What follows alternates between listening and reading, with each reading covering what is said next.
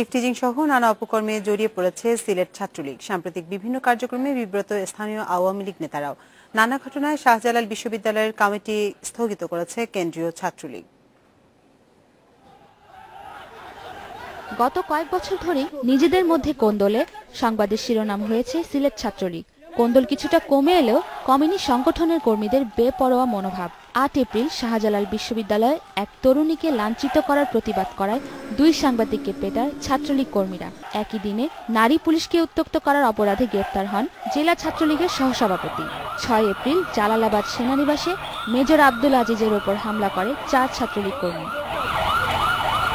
সাম্প্রতিক এসব ঘটনার পরিপ্রেক্ষিতে শাহজালাল বিশ্ববিদ্যালয়ের শাখা ছাত্রলীগের কার্যক্রম স্থগিত ঘোষণা করা হয়েছে। ছাত্রলীগের দাবি, সংগঠনে অনুপ্রবেশকারীরাই ঘটাচ্ছে এসব ঘটনা।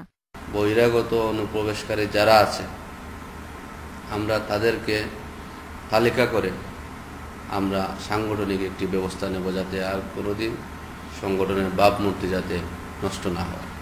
এসব ঘটনায় বিব্রত আওয়ামী লীগ নেতারাও। মাঝে মধ্যে আমাদের ছাত্রলীগের কিছু অনাকাঙ্ক্ষিত ঘটনা আমাদেরকে একটা বিব্রতকর অবস্থার মধ্যে ফেলে দেয়, যেটা মোটেই কাম্য নয়। এদিকে পুলিশ বলছে এসব ঘটনায় দল নয়, অপরাধী হিসেবেই ছাত্রলীগ নেতাকর্মীদের বিরুদ্ধে আইনগত ব্যবস্থা নেওয়া হচ্ছে। অপরাধ করলে তার ব্যক্তি পরিচয় থাকে না, তখন সে অপরাধ যে করছে এটাই মুখ্য বিষয়। যে যতগুলো ঘটনা ঘটছে প্রত্যেকটা ঘটনায় কিন্তু মামলা হয়েছে।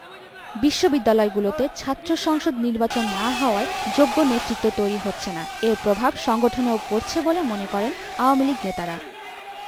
Independent news desk.